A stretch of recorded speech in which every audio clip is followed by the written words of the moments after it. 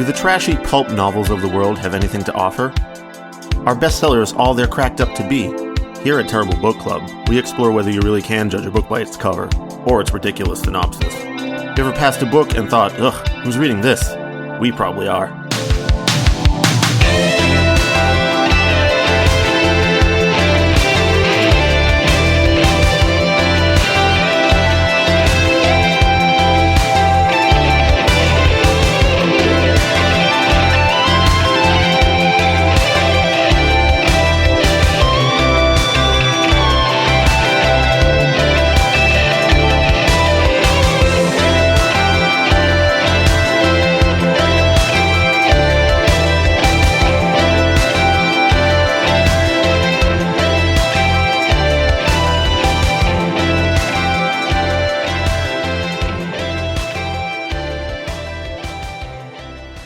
Welcome to episode 136 of the Terrible Book Club. I'm Paris, and this is Chris.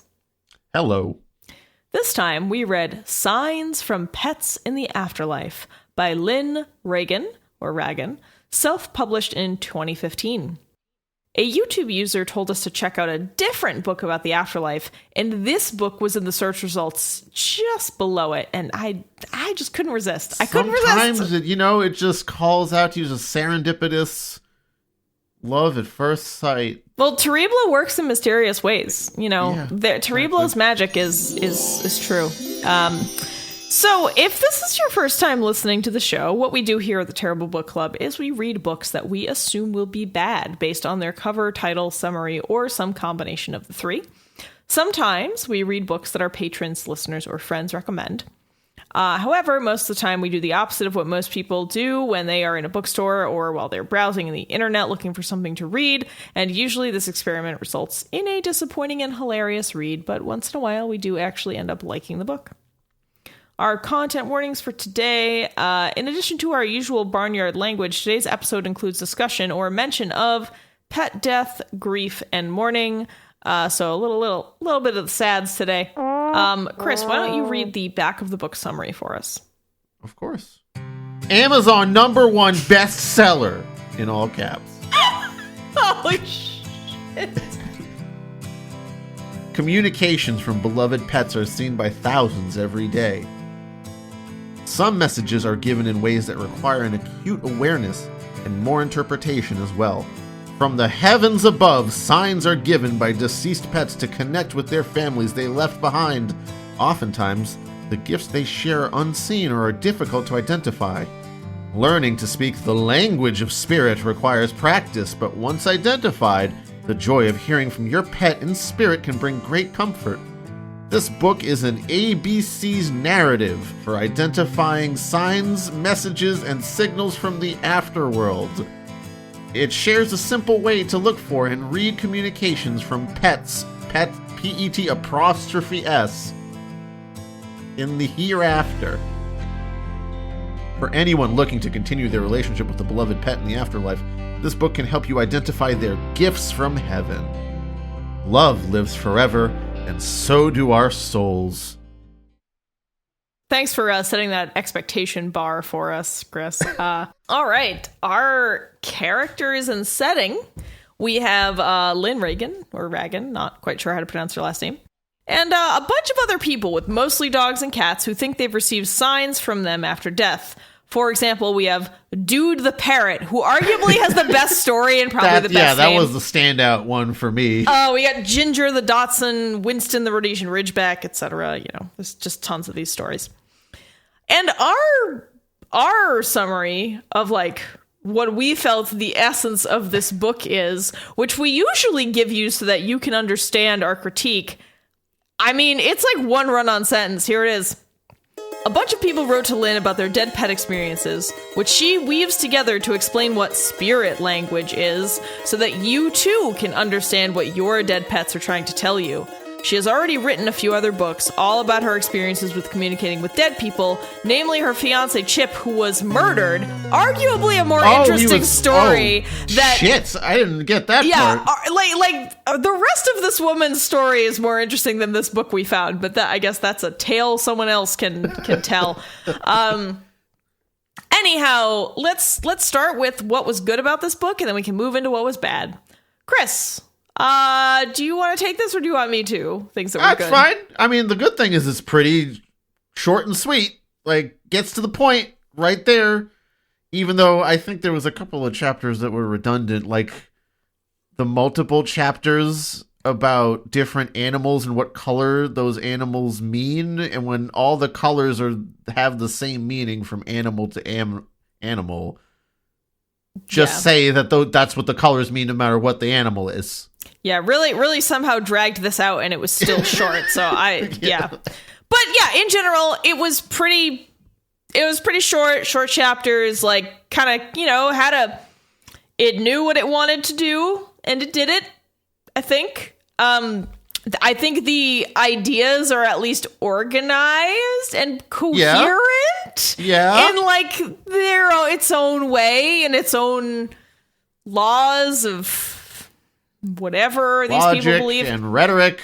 Sure. It had very few typos or syntax or grammatical errors, so it was readable. You could understand it sentence to sentence. And that's kind of all we have to say about what was good about this book. Ooh. Yeah, anything else good is going to be kind of at a near the end discussion about how people process griefs, but we'll get to that later. Yeah. All right. So let's move into things that were bad. Chris already pointed out one of the major things that was bad about this, where there's, at first you have all these separate chapters for what is a sign, like things that are signs from dead pets. And it's quite a long list. And then somehow at the end, she just starts going into specific types of animals. But then the last chapter says, no, wait, any animal or bird or sea creature, any living thing could be a sign. So at that point, you're just like, why did we do this? Why did we have a chapter on hawks and a chapter on cardinals? Yeah. If they all can be signs, if all animals can be signs, lions, all alligators, bears, dogs all get their own separate. What I find interesting is that they mention dog as a spirit messenger for your dog. But also any other animal is fine. Like, can't the dogs just talk to the other? Do ghosts haunt their own species only? I guess not, according to this book. No, according to this book, it is an interspecies haunt. We're all in here. Yeah, we're all in here. I guess, but then it wouldn't work if you could only haunt other dogs, right? Like if you're a dead dog and you can only haunt other dogs, you wouldn't be able to haunt your owner. And then this whole book would be a moot point. Correct. So clearly, haunting is an interspecies activity. That's what we learned. Yes. But yeah, this whole point we're making about the chapters is she has, for example, a chapter on coins and then license plates, which we'll talk about the absurdity of this later. But then, it's like, why did you separate all of the animals into separate chapters, especially when all of the animals have the same color chart? So it's like, if you see I can't remember now. If she's like, if you see a red cardinal and a blue orb, it means this. And it's like, they all meant the same thing. Like, all the colors mean the same thing. So I'm just gonna pull some of that up. Oh yeah, thank you. It seemed like unnecessary lengthening to make this a book instead of a pamphlet. So I'm taking this from the list from the butterflies chapter, but all these colors are exactly the same meanings with other animals that could be colored in such ways. Right. White, you are divinely connected with your pet spirit. Look at the bigger picture that's being painted for you. Purple, trust your gut. Blue, it's okay to talk to your angel in spirit. Communication is key. Green, the love is strong, caring, and warm. Yellow, your mind is your greatest asset, so write a new beginning. Orange, it's time to be creative and create something new. Red, you have strong willpower, be courageous. Black, you are protected during this awakening stage in your life. Why does this read like horoscopes? I mean, because it's the same kind of wishy-washy, just made up stuff that anyway, that color code holds no matter whether it's feathers on birds or butterflies or flowers that you see that your pet is sending to you. So at some point, if it's all the same, just say like, hey, if you see this color animal, it means this. And then have like the list of like these animals also have these specific connotations. And then I can just cross-reference the list for when I see a red lion versus a blue bird, you know? Right. I agree with you. It was just a very unnecessarily long-winded way to say the same thing over and over again. Yeah. So, what are some other bad things about this? The quotes at the beginning of chapters get real weird sometimes. I really think that she needs to rethink the quote choices. So, you know how a lot of books will have quotes at the beginning of chapters, and I've noticed that this is very common for people to put false quotes, like quotes that are commonly attributed to someone famous but aren't true. That happens a lot. People do that all the time. Like, they'll just put a quote and be like, Einstein. And people always think it's real. But then if you actually Google it and go to, like, you know, page 3 or 4 of Google, you determine that, like, oh, we actually have no idea if Einstein actually said this, or we know for sure he never did, or something like that. It's pretty common. A lot of things people think are, like, real famous quotes are not. And there's just a ton of these kind of specious quotes in here, and then they just get bizarre. So like the first few, you're like, okay, she's like using a Leonardo da Vinci quote and like an Anatole France quote, and what's another one? How about venture outside your comfort zone? The rewards are worth it. Rapunzel. That's chapter 3. Yeah, so Rapunzel! You know it quickly goes off into. I mean, Rapunzel is like, okay, I understand that, you know, you can quote a fantastical character, but like, which version of Rapunzel are you talking about? Like the Rapunzel from the Disney movie? Like, are you talking that's about what that is? The Rapunzel from which version of the story? I don't know. It's just kind of weird because it makes it seem like she thinks Rapunzel's a real person. I mean, chapter 4 is just straight up unattributed. It's whoever said that diamonds are a girl's best friend never owned a dog. Author unknown. So if it's not a quote, like you just said that, right? Like just put that on as a subtitle or something at that time. Oh, I think my favorite. So this isn't a quote at the beginning of the chapter, but it's a sub quote. There's a chapter called "Pennies from Heaven." And as the subtitle is pennies, nickels, dimes, quarters. It's also the only chapter with a subtitle like that. Like she's saying it doesn't have to be a penny. Just so you know, it doesn't have to be a penny. Could you maybe have just called it coins from heaven? Maybe you wouldn't have needed the subtitle. Perhaps. I also think it's weird that all of this is written from like an American, like, your kind of stereotypical middle-aged white American perspective. I mean, so it's extra weird because it's like, well, in other cultures, a lot of these colors and animals you're talking about would have wildly different meanings to those people. So I don't think your guide is very universal. I don't know. I just find it a little odd because at points in the book, she says things like, I'm not trying to convince you, I'm just telling you my experience. Then why are you giving me a guide? If you're giving me a guide, you're telling me that I should be using it too. I don't think so. Kind of strange. I always love that when they're like, I have the authority to write a guide, but don't take it from me. So yeah, I won't take it from you, actually. So anyway, the beginnings of chapters, whether it's like quotes or... Listen, I really want to specifically call out the fact that Winnie the Pooh and Donald Duck are quoted at the start of chapters here. We cannot let that go by unannounced. Oh no, that's your gem. You can take the you can take the Donald wheel, the Disney wheel. Okay, I gotta find that specific quote. The specific Donald quote. Because I think I sent you a picture of like where the Donald Duck quote came from. Yeah, you did. You were like, oh my god, I found the exact episode of Mickey Mouse where this quote came from. It was like, happiness is the richest thing we can own, is the Donald Duck quote. And it's the above phrase was said by Donald when his football team played a semifinals game against the Mouseketeers. He said that he hoped those who heard his words would be motivated and work hard to find the good in things. Thanks, coach. His words should help to inspire others to find success in life. This is what his team did by winning the Mickey Mouse Athletics Football League game. Thanks, Donald, and also Lynn for... reminding me. I mean, and okay, look, I understand that people can derive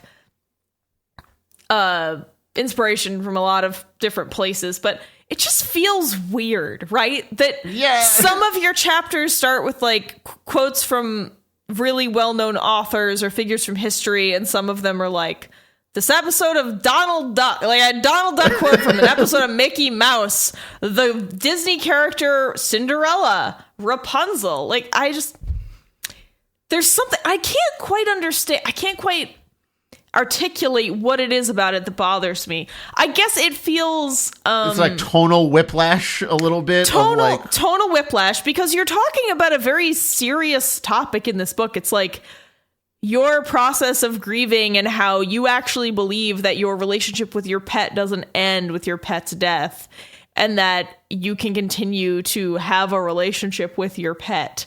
So, yeah, it's a little weird when you're like, all dreams are possible, Cinderella. Like, I don't know. It just doesn't really fit.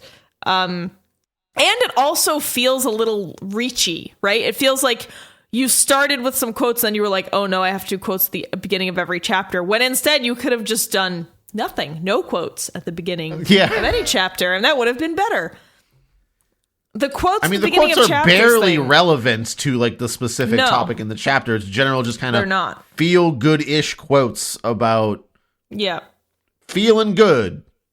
Yeah, it just, if you're gonna do that, make it have a purpose. Like, it should be connected. There should be a reason why you bring up the quote. Like, in the chapter, you talk about it or something. The Donald Duck quote about richness wasn't even at the beginning of that Pennies chapter about money. Yeah, that's true. So, you're not curating them for any good reason, are you? No. Yeah, so that the quotes are weird choices. They're really weird choices. Yeah. Speaking of quotes, that's kind of what most of this book is in a way, right? Oh, it's one big quote from different people. It's a bunch of quotes stitched together. So, yeah, I would say one of the big problems with this book is that 30 to 50% of it is just firsthand accounts from other people. But the thing is, if you look at them, a lot of the accounts are actually from the same person, but different accounts. Yeah, I noticed that. And, there's other mysteries in these texts. I actually think either Lynn or her editor made a mistake with a name, or they're lying about a dog being dead, and I think I have evidence. Okay. We're here at Terrible Animal Court. Terrible Dead Animal Club. You have entered the court of Judge Tebow. Judge. Oh no, what would my Dead Animal Court name be? What would our judge names be in Dead Animal Court? Wait, Paris, judges don't have, like, stage names. What are you talking about? Yeah, you do. When you're, like, a shitty TV judge, like when we were Judge Meatball Sub and Judge Veggie Sub with Egg in TBC Porn Court. Like, wait, are you telling me that Judge Judy's real name isn't Judy? No, she would be Judge Shineland. That's her last name, but she's called Judge Judy. Because okay, but like Judy is her real first name. Yeah, but you don't go into a courtroom. So you'd just be Judge Paris then.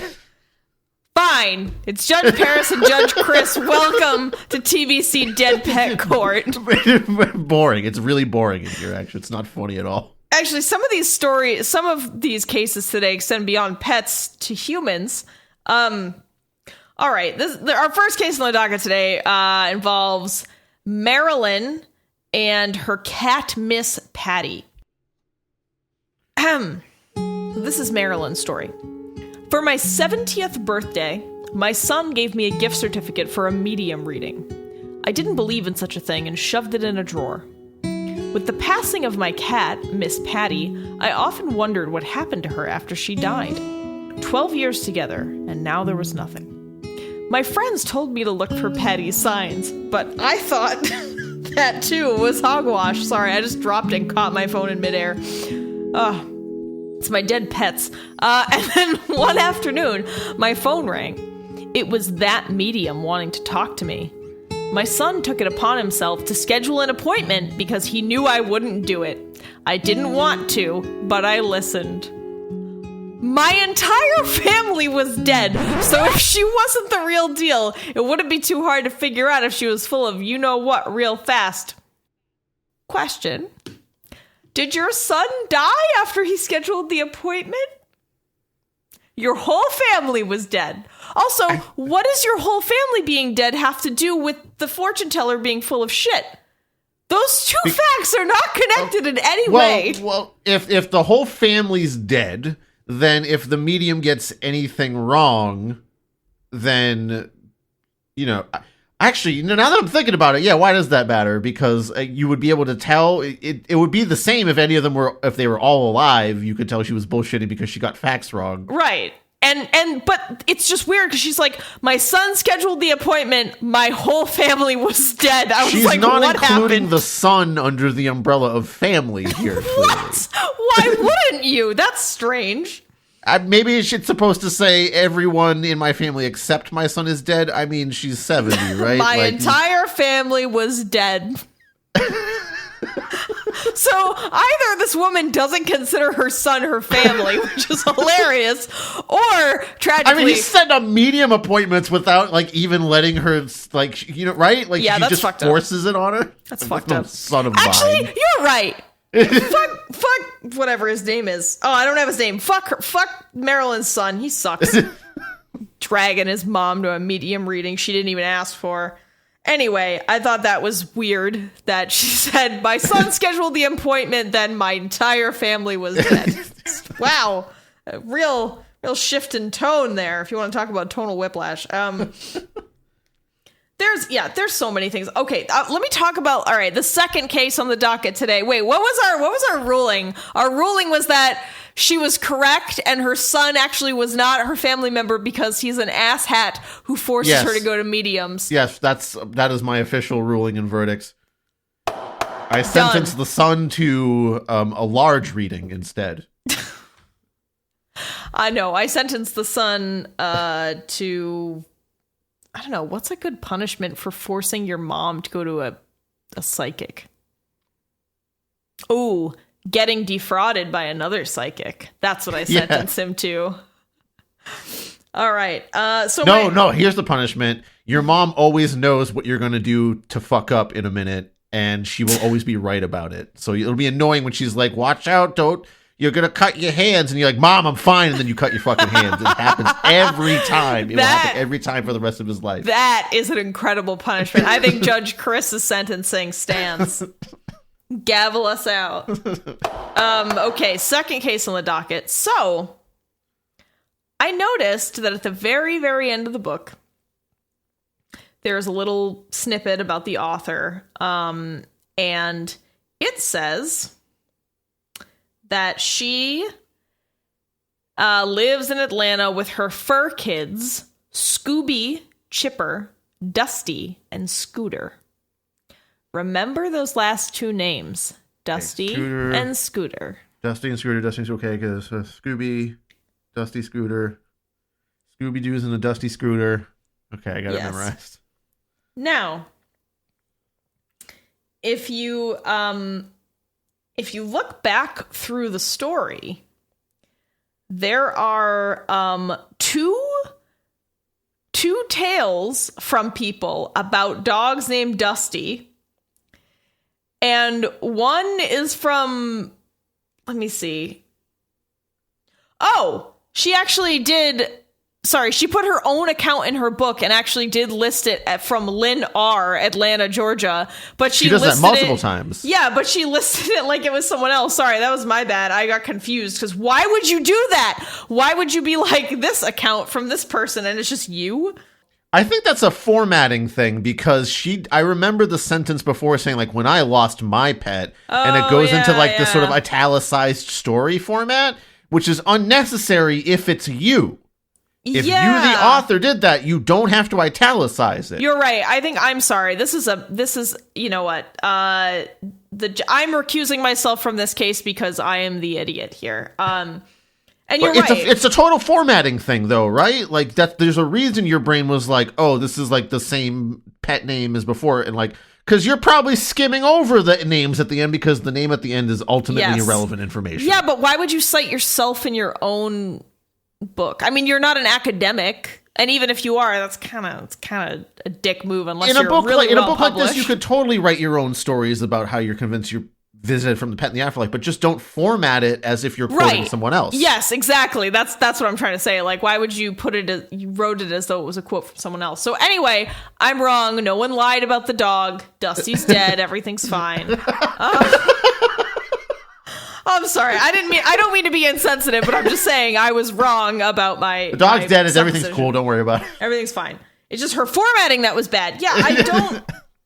So much weird formatting matters. It matters so really much. Yeah, because look at that. Because of the formatting, I was confused as the reader, and I didn't need to be confused. This is a very simple book. What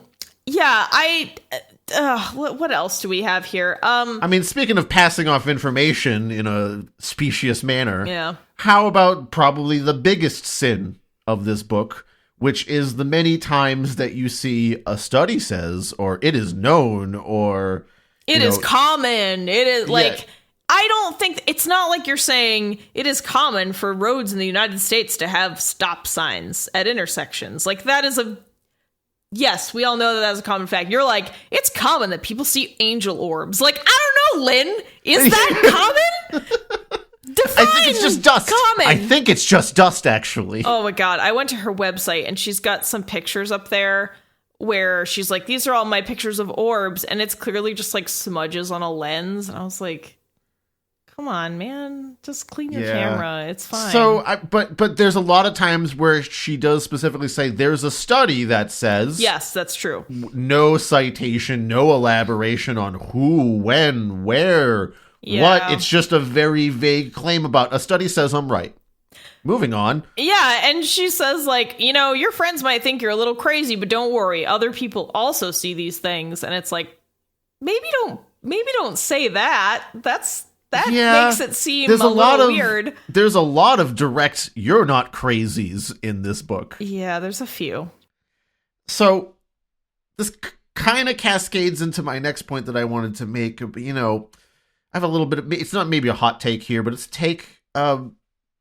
People who talk about just knowing something, or just like, I just know in my bones, or I feel it in my heart, or there's a part in the book that says there is a distinct feeling and complete knowing unlike any other. This sort of like, I just know without questioning it. I think these are people that aren't skeptical of their own feelings enough, or do enough self-analysis of why you have these feelings, and they just let it happen and don't self-examine, and they're not willing to examine that because maybe they're scared of what they might find out if they do so. I don't know, but it just seems like real. I don't know. It's what I can't imagine not doing that, because of course I can have reactions to things and feelings that aren't perfectly logical. So why wouldn't I examine how I react to things or feelings that I have sometimes, just to check myself sometimes? Yeah, I mean, unfortunately, I think a lot of people just, they have this one explanation in this example. If there's some kind of synchronous thing happen, like they saw another dog in the park that's the same breed as their dog with the same toy, their explanation is, oh, it's a sign from my dead dog. They don't want to think about any other possibility, like, oh, I'm just making that connection in my brain because my dog was the same breed and had the same toy. Oh, it's nice to think about them. Sure love that dog. And like move on.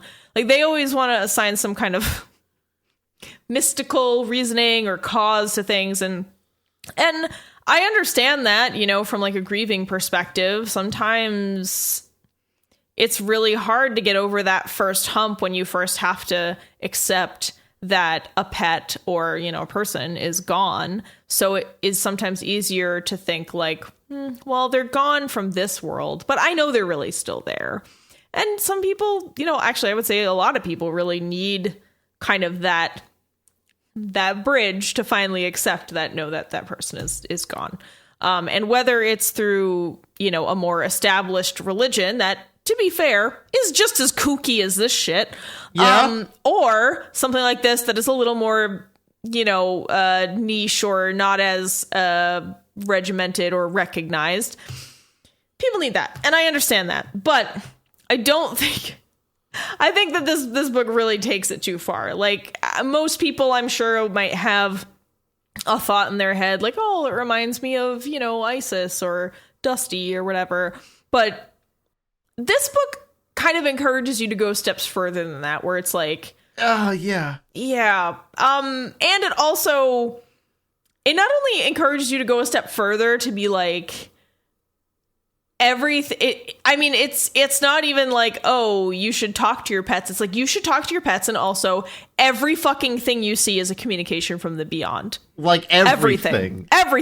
Chris, what is our list? Do you want to just read the list? Yes. Okay, here is a not comprehensive list of things that could possibly be a sign from your pet in the afterlife.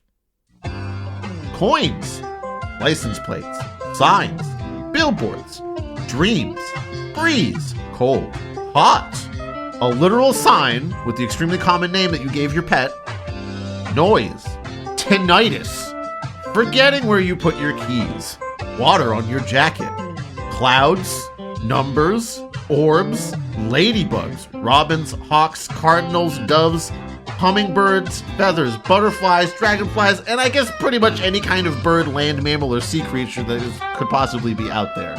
Yeah. And there's other, like Chris said, that was a non-exhaustive list. So there are Tinnitus is the real standout example for me, when she's like, you feel ringing in your ears? That's your pet trying to talk to you by fucking keeping me awake at night. I guess if he was barking all the time, that's what dead jerk pets do. Yeah, the tinnitus. That's an asshole pet coming back. My dead hummingbird. No, I named her Eve. I think you pointed out the true best sign that your dead pet's trying to talk to you. Which is? What's your favorite? Oh, you found the best one. Missing money. Hey, are you bad with money? It's just your dead dog trying to talk to you. It's just Fluffy the cat trying to get your attention. In this book, it's presented very much as like a cash has gone missing kind of a thing, which is also, I guess, a sign of the people that wrote this, and this is marketed towards, where cash is still a thing for them and coinage is still a thing for them. But like, I took it to the extreme, and I imagined someone that read this book and like there's mysterious withdrawals from their debit account because they like gave their social security number to the wrong email one time, and they're like, oh, that's just Spot showing me that he loves me by spending $1,200 at a Delaware Walmart. Yeah, I missing money. That just, why would your pet take your money from you? As a sign that they love you. That brings us to our next point. So if all of these things are signs from pets in the afterlife, that means that you are just experiencing a constant barrage of dead pet communication. So, like, if dead pets are trying to get your attention this much, your living pets have no chance at affection. They need to die to get in line. Like, I'm sorry. I mean, I guess if you've only had a couple pets, maybe you're fine. But most people who are, like, pet havers tend to have, like, a long lineage of pet having. So, I gotta say, this joke, this idea, credit to my partner, Tanner. Thank you, Tanner. It's like a very Tanner thing to think about. It's like, wow, it's really just losing the affection for all the actual living animals that are here right now. Yeah. And my kind of extension of this question is, what happens once the dead pets start stacking up? You're just super haunted? What about malevolent or simply jerk pets? Which is why I think your tinnitus example. Maybe that's jerk pets. But yeah, it's never, so notice that, like, The hauntings, they're never malevolent. They're never even about anything bad. They're never warnings. They're literally just, I love you. Things are cool. You made the right decision by taking me to the vet and killing me at whatever point in time you chose to do that. Like, it's all just, all the messages are like messages of comfort and messages that tell the human, oh, the pet is cool with whatever you did. Everything's fine. You are absolved. Which... Yeah, I mean, so clearly it's a grief mechanism, right? That's what this book really is. I mean, if there was a chapter and it was where it's like how to tell if your dog is in dog hell, like, it would probably be a real bummer for a lot of people. Like, do you keep hearing a forlorn howl? Does it always... Are you hearing your hog calling from hell? Oh, yeah, that's what that was. That's what that... Paris, what is dog hell like, actually? Okay. I obviously, like... Well, maybe the whole idea is that if you have a malevolent or jerk animal, it's in animal hell, it's in pet hell, and therefore it is not allowed to communicate with you. Maybe there's a plexiglass barrier keeping their souls in pet hell, and only the good pets get to communicate with the living. In dog hell, there's always a cat in your bed. Oh, it's always got litter on its paws. Ugh. That might be one of my biggest pet peeves. Cat litter on my shit, in my shit, on the floor, getting it on my feet. Ugh. It makes me just want to violently vacuum and clean and bleach and bleh. Bleh. I hate it. Anyway, yeah. Hell is full of cat litter. Moving on. This is what we've decided. Used cat litter. Anyhow, yeah, I don't understand how this is supposed to work. Anyway, clearly just a mechanism for grieving, as we talked about, but these people don't seem to really see it that way. Like, the author certainly doesn't. The author just thinks there is a spirit world communicating with us this way, and, you know, I'm not going to sit here and say I know everything and therefore spirits aren't real. I mean, in my lived experience and from what I know, I certainly don't believe in them, but I understand that there are other cultures and traditions that, you know, that do embrace that sort of thinking, and that's fine. However, I think it makes a little more sense than like this is just sort of a bunch of stuff someone cobbled together from the internet, which the author admits. She's like, yeah. I went to this website, which is where I got the spirit colors from, and then this website is about angel orbs, and it's just, yeah, just clearly real loose network of things to convince yourself that, you know, everything is connected and your pet is talking to you. You know, that's kind of the other thing about this, Paris. I said this to you, and I'm not, this isn't a serious comparison that I'm making, but it's like a book that encourages people to make all these specious connections in many ways of like completely unrelated things and bring them together as like the plan of an unseen agent feels like someone's trying to gently massage your brain cells into the underpinnings of paranoid schizophrenia. Yeah, it does. I mean, not to you know, make light of mental illness and stuff. Not at all. But like, it's just like edging towards like trying to think in the way that everything is synchronous and there's a plan, and that, like, I don't know, that kind of pushes some people off the deep ends. Yeah, I also think that it can be a really bad coping mechanism because, like you said, it leads to never actually thinking about why you're having the feelings you have, why you're feeling certain things, like what's, you know, and you never really process them because you're just like, I don't know. Yeah, it's Fluffy taking my $14 every month. And really, it could be an actual problem you need to look into. Like, why are you always missing $14? Or, you know, I don't know. There's a noise in the kitchen and it's, you know, Scooter. And it's like, no, it's your roof leaking. Like, and now you're going to go to the afterlife too because you didn't check it out. Like, I just feel like there's so much. Damn, that's an intense roof leak. You know what I mean? Hey, water weakens stuff. It causes rot. Absolutely. But the fact that it's like anything is a sign from the afterlife, I just, why would it be anything? And then there's also a claim that pets can actually materialize coins from the afterlife specifically. And that I was like, there's no mechanism of explanation as to how or why this could be the thing. It's just, yeah, your pets could totally drop a quarter on you at any minute. So any quarter or penny you find is a sign from your pet. It's like, that's some real thin... there's not even a strand of logic connecting these things. I mean, I can understand saying, like, oh, if you find, I don't know, you find a penny, but actually saying that the fucking spirit dog, the little Pomeranian, came out and was like, woof, and a fucking penny fell on your bed. Like,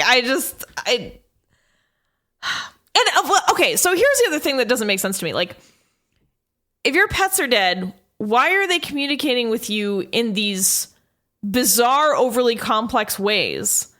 When many of the stories that Lynn retells from people are like people actually seeing and hearing their dead pets. So it's not like they're interpreting a sign. Many of the stories are like, I saw Daisy walking down the hallway. I heard Betsy's bark, So I don't get it. I'm like... Oh, yeah, that's a pretty more clear and direct... Oh, also, there was the one story about the dog who was not dead. Oh, yeah. That, like, astrally projected. Yes, because he was severely injured and he astrally projected on his deathbed, but then he was saved. So I guess you just have to be near death? I guess. That's the power you unlock. And then let's talk about the pet possession chapter. That really comes at you right at the end the there. Random Holy anime shit. chapter in here because it's called oversouling, which to me sounds like some kind of fucking anime attack power in some of like series. It's like, oh, it's time to oversoul. It absolutely does. But yeah, I mean, she's like, don't worry, your pets are still around because they're in your other pets. Like, lady, that sounds not good. That sounds real bad. What if Scooby doesn't want to be possessed by Rusty? Yeah, what if Betsy doesn't want Daisy's mind in her right now? Like, that's... probably very violating. Yeah. I just find all of this very... I don't know. I think I just take issue with things where when people think about pets as just tools to help them feel better and as just extensions of their own emotions and the human world, when in reality, whether it's an iguana or a cat or a dog or a horse, like, those are beings with separate understandings of existence, they have their own little cultures. Like, sure, you have the more domesticated animals like a lot of dog breeds, but that doesn't mean that they're there to serve you. I mean, or that they're keying into our cultural understandings of what the color white means to us or what this coin means to us. Like, and you're not really truly appreciating that animal is an entirely separate living thing with its completely separate idea of existence, its biological urges, and what it cares about.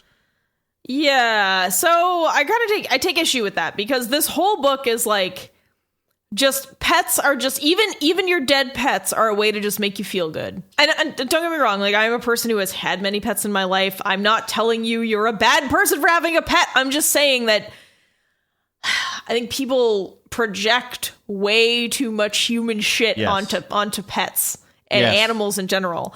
And you gotta check yourself with that,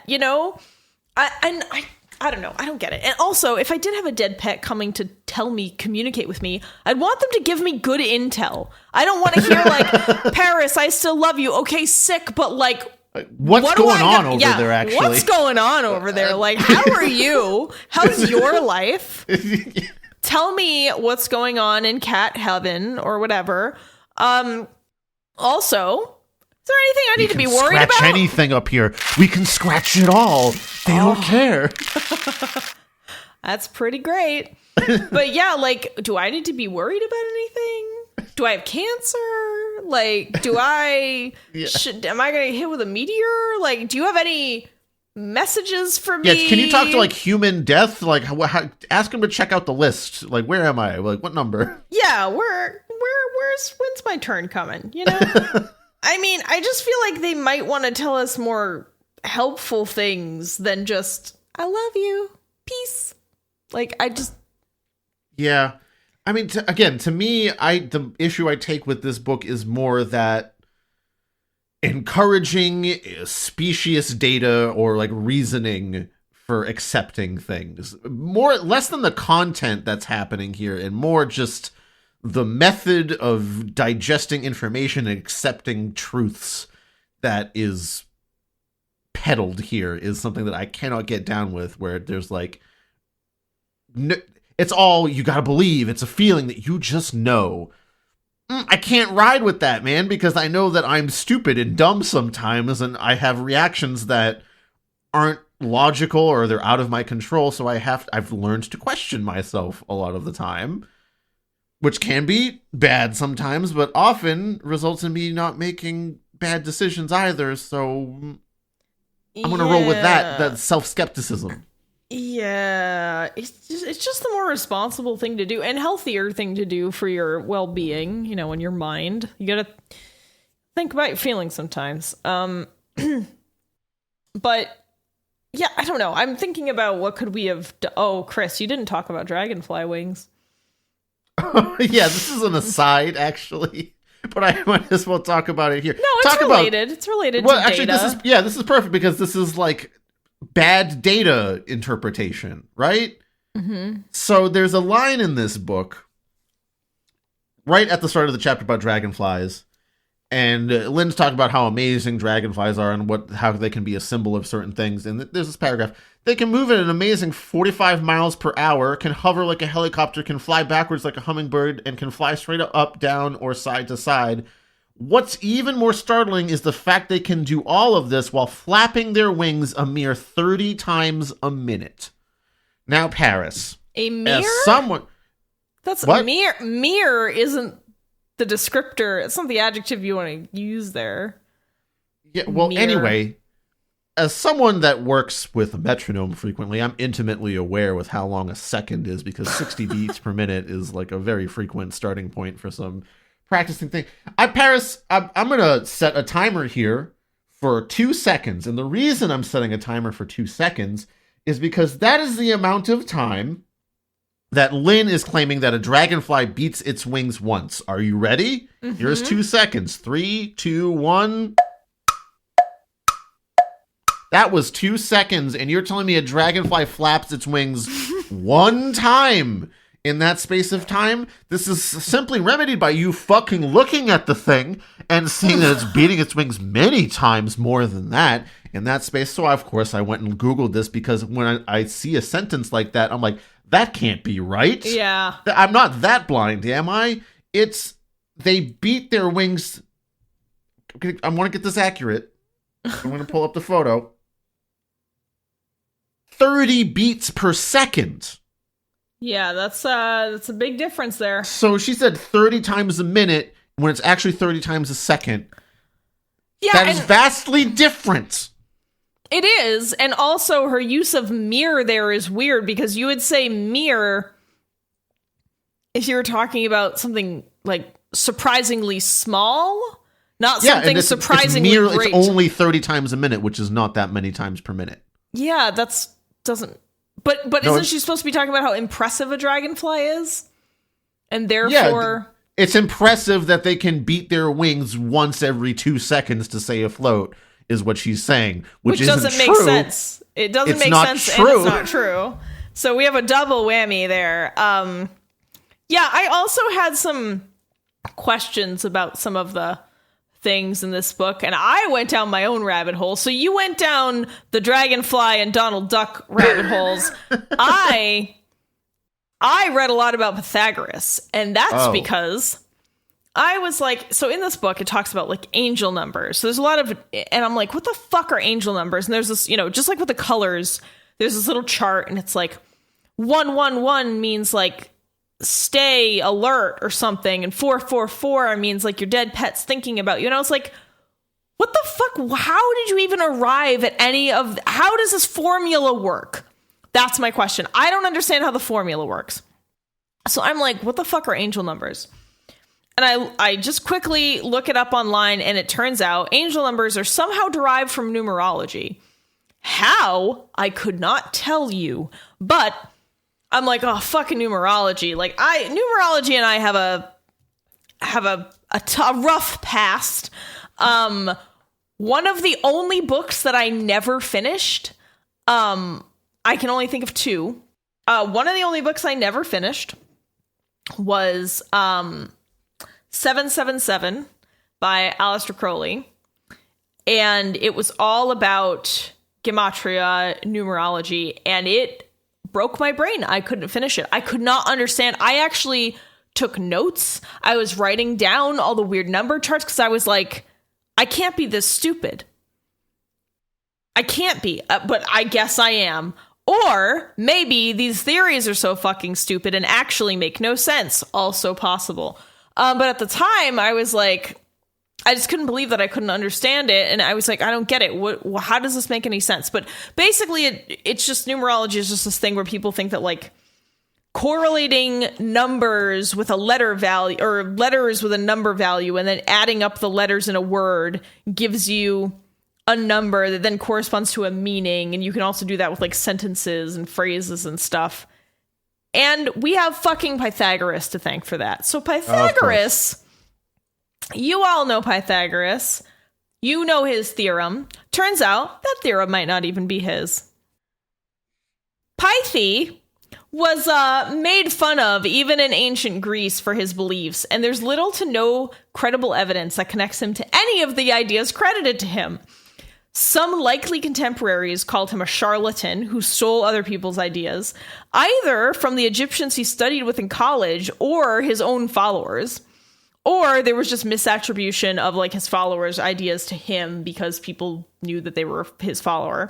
But most importantly, like the Pythagorean theorem that, you know, the whole reason we all know who Pythagoras is, was either taken whole stock from Indian or Babylonian traditions or just simply a parallel discovery. So even if he's truly the one attributed to, I don't know, I just didn't know any of this, so it blew my mind and I was reading about it. Yeah, I gotta look into this too, because I understood Pythagoras to be the guy that figured out, like, the ratio, the mathematical relationship for fifths and thirds in music. Yeah, so turns out that a lot of things, everything attributed to him, there's, like, no credible evidence to show that he actually did it. Cool. There are a lot of books about him a lot of things written about him are largely like mythical. Like they just say all kinds of. I've seen a lot of stuff here. Is like, according to legend, Pythagoras discovered tuning relationships because of blacksmiths hitting their hammers at the same time. Yeah. I was like, okay, so why did some like article that I read before claim that Pythagoras found out the 3-2 relationship for fifths? Yeah, there's a lot of claims and stuff, and honestly, I think the most convincing thing is that if you read accounts from people who are his contemporaries, they're like, fucking Pythagoras, fucking Pythe, oh, that guy's an idiot. And so it's just why. Also, the fact, so Pythagoras' little cult of followers, they were very against democracy. They were so against democracy that they got like burned out of town and had to run away. Because everyone, obviously, that time, democracy was democracy and, early democracy was a big thing then, very, very popular. So anyway, I guess I can thank this book for helping me learn more about how much Pythagoras is bullshit, because I always thought Pythagoras' discoveries were like settled history, and it turns out absolutely fucking not. I guess just another fucking point in the basket for checking your sources. Turns out modern scholars are fighting tooth and nail about Pythagoras. No one is for sure knows what the hell his deal was. So, yeah. Anyway, he made numerology where you say, like, let's do a numerology exercise. Why not? Let's do a numberology. Yeah. Let's see what our names mean. Okay. I'm down with this. All right. Does it have to be like my full legal name or like what I call myself? I'm just going to use my full name. And I'm just using a random calculator that I found. It's not even numerology, it's just your calculator app. So just by giving this my full name and date of birth, my numerology chart was generated.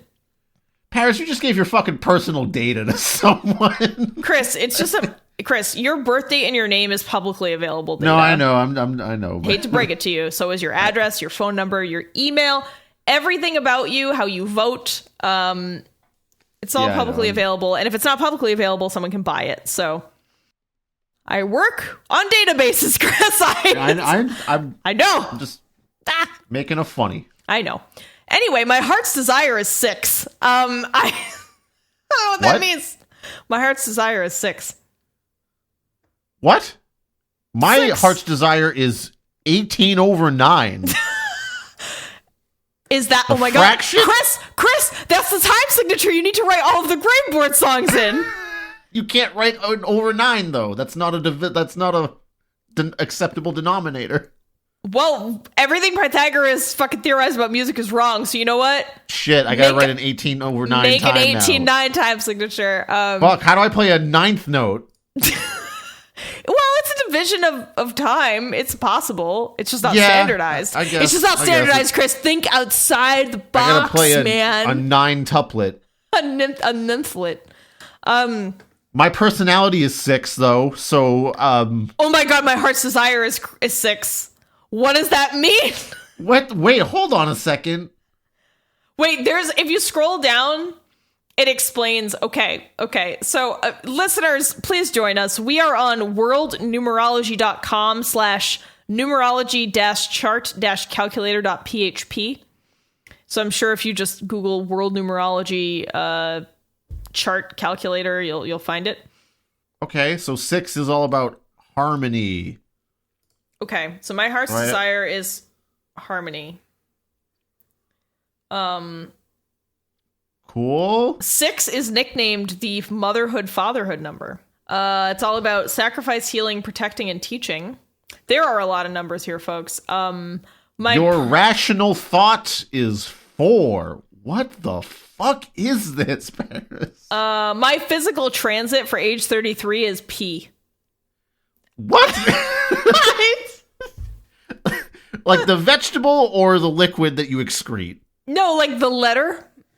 But it's got what does it mean? Does it mean P? I don't know. I'm gonna see if there's... oh shit, there's no chart to click on letters. I don't know. Yeah, fuck you. Figure it out. Numerology is the Elden Ring of religions. You're on your own. There's no hand holding here. Elden Ring is way more comprehensive and makes way more sense than this, first of all.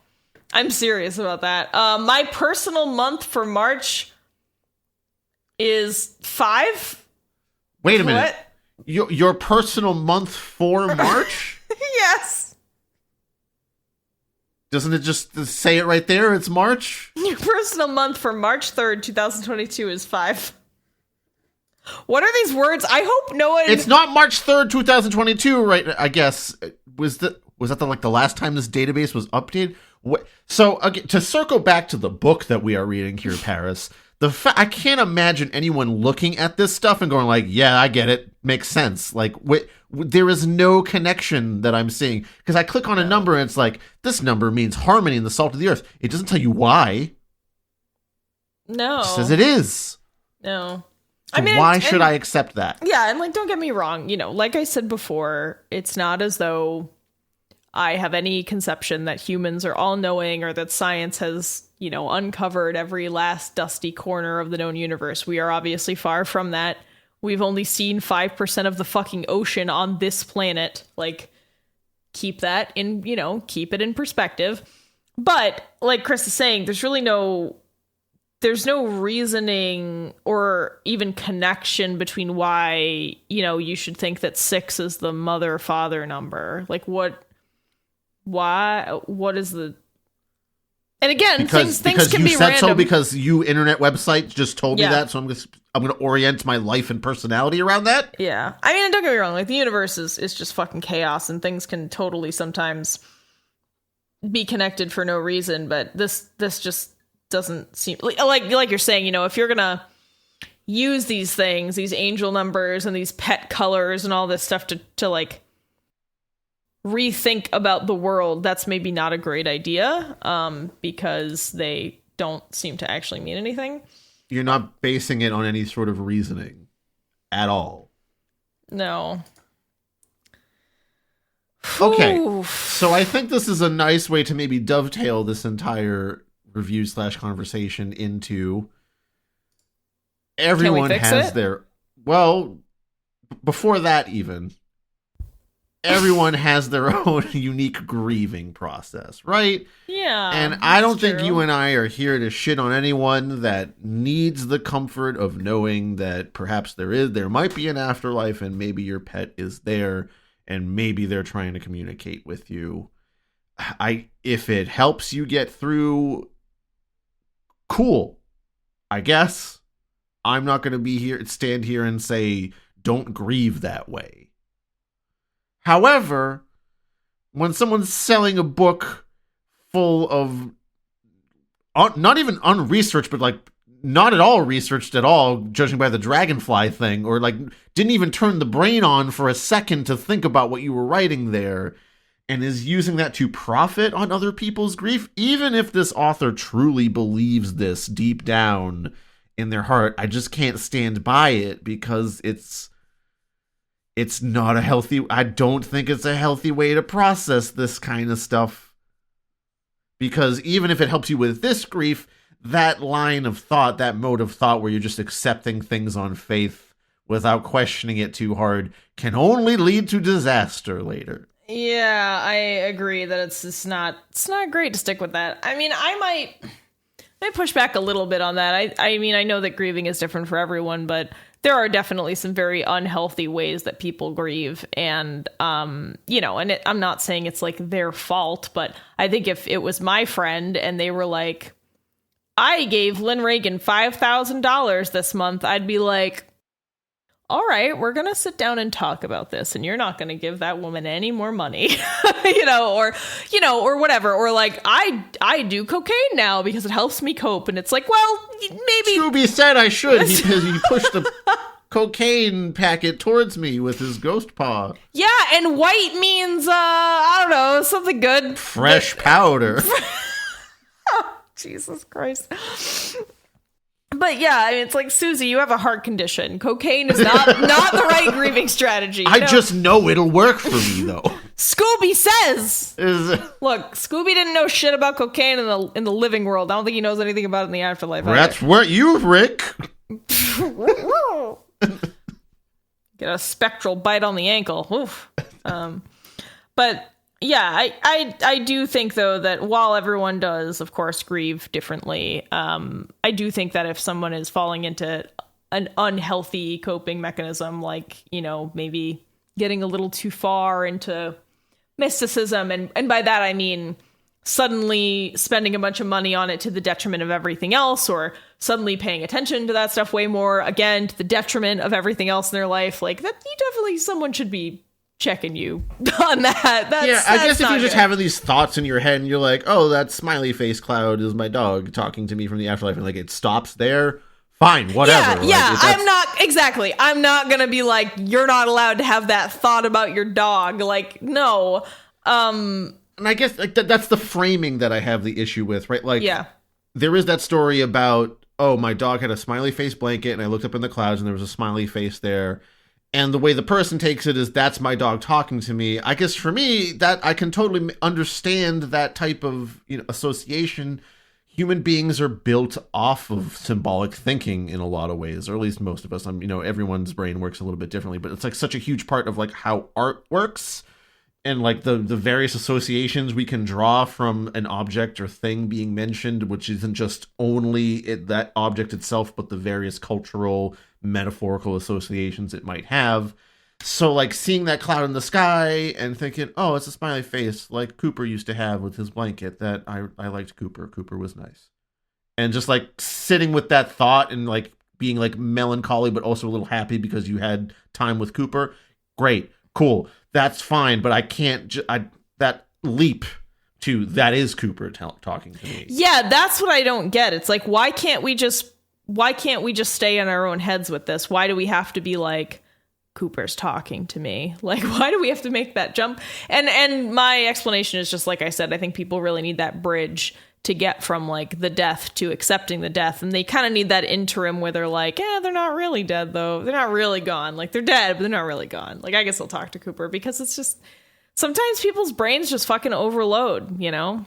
Mm-hmm. They can't handle accepting death like that. And that's largely, I think, Western society's fault because we don't talk enough about death, whether human or pet, you know? It's never discussed as like a natural part of existence and an inevitability. It's always talked about as something scary, something you never want to happen, something you want to prevent, and you can't prevent something that's inevitable. And unfortunately, we don't prepare ourselves for that, and so then we end up with Lynn Reagan's book, Pets in the Afterlife. I mean, it's just unfortunate, but... All right, well now, can we fix it? I think that it would have been okay if it was just like firsthand accounts. If you were just like, hey, you're probably a person that's had a pet you loved and then it died. All these other people had that experience too. And these are their stories of how they felt after their pet died. You know, and if it's just a bunch of uplifting stories, firsthand accounts of people being like, you know, yeah, and then I saw Cooper, I thought of Cooper's blanket, and, you know, and it just ended with like, hey, you know, whenever you see something that reminds you of your pet, remember the good times, remember you know, you had a good life together, and that you did the best you could for them. And also know that other people share in this grief. You're not alone. Like, here's a like URL to a pet grief forum or like a pet photo forum or something. That would have been fine. I don't have any problem with that.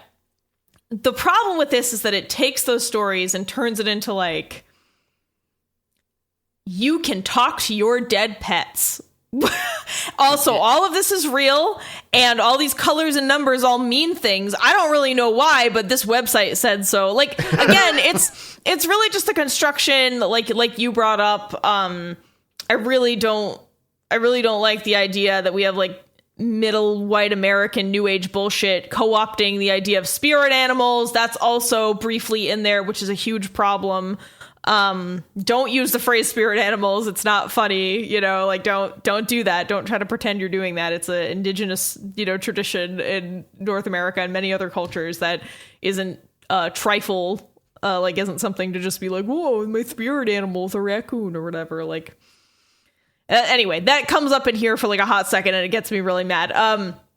But yeah, it just really feels like it's just hodgepodging a bunch of things together to serve this weird, like, anthropocentric narrative about how you're human and you're great and your dog loves you and is still alive in the afterlife. And it just feels like something someone does to get money from someone else who is in a bad place. And I really hate that. So again, if it was just people sharing their experiences with pet death and being like, I really felt like, you know, Rufus was there, but you know, this and whatever, like, you're not alone, we're all in this together kind of a thing, that would have been fine. I'm not gonna, you know, do I really believe that these people like saw their ghost cat on their bed? No, but I'm not gonna like, ultimately, what does it matter if I don't believe they saw their ghost cat? It doesn't really matter. If they saw their ghost cat and it somehow helped them grieve, fine.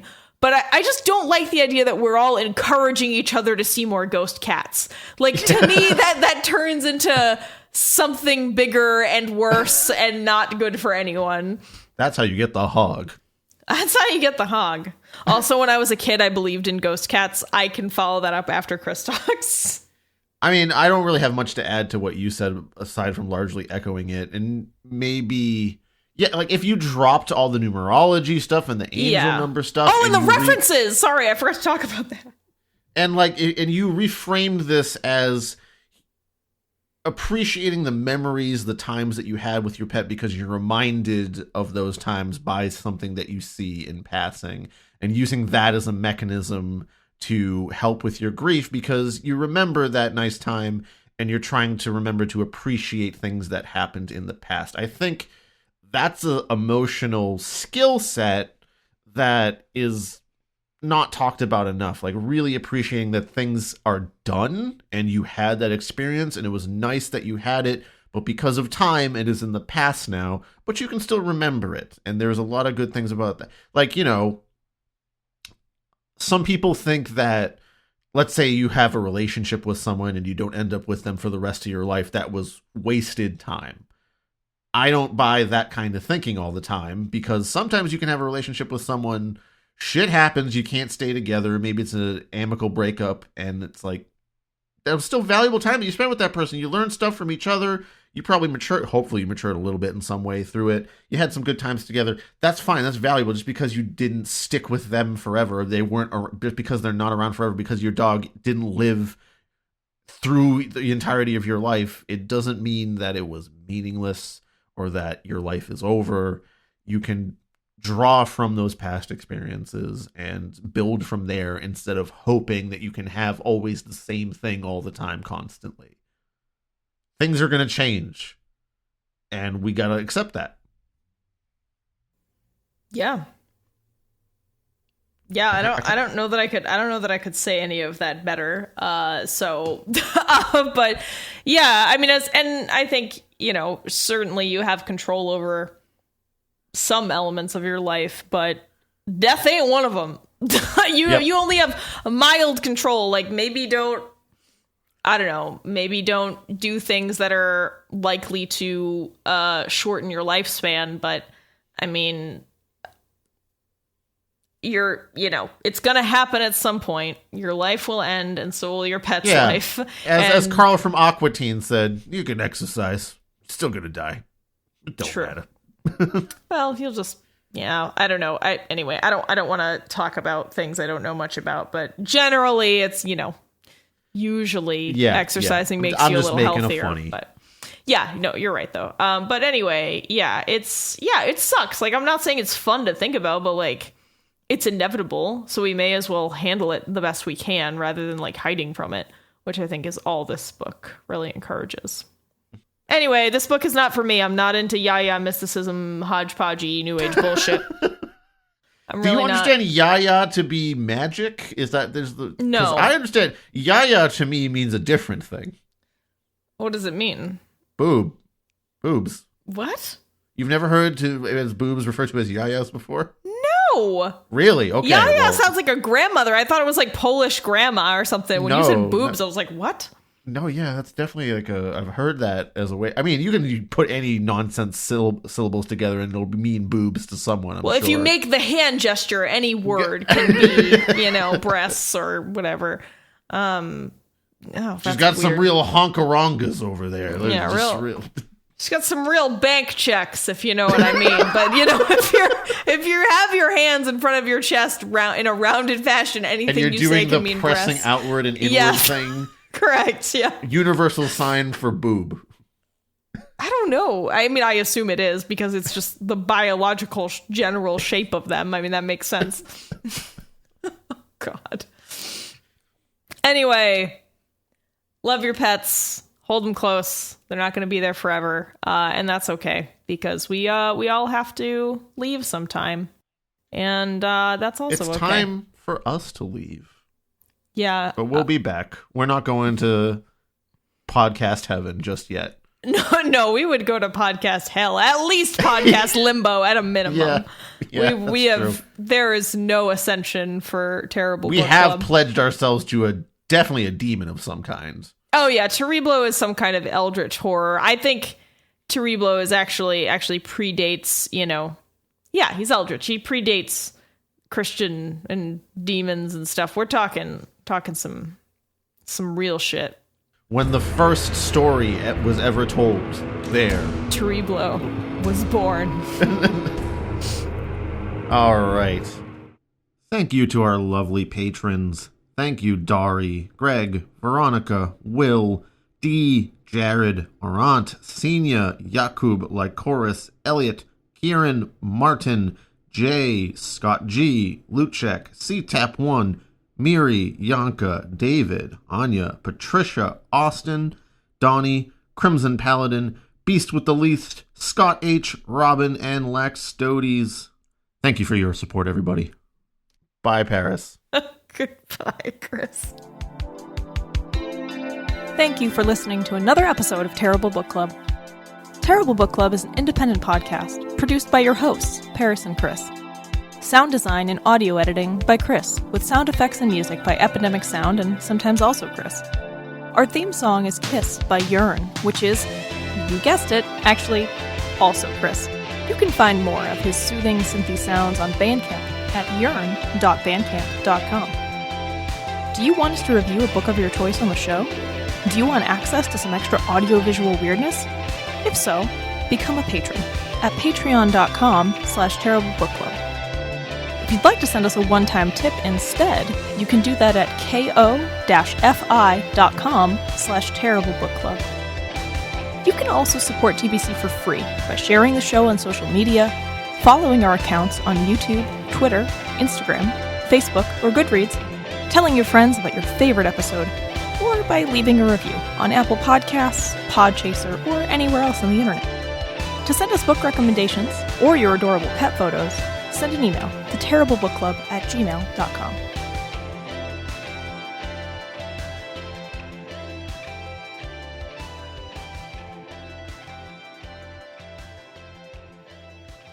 I don't know why, but in my head, I sing the title to the theme song for Seventh Heaven. And it's Pets in Heaven. When you're something, I don't remember the words, but I just remember the cadence of the chorus. The chorus was Pets in Heaven. Would you know my dog? You saw him in heaven.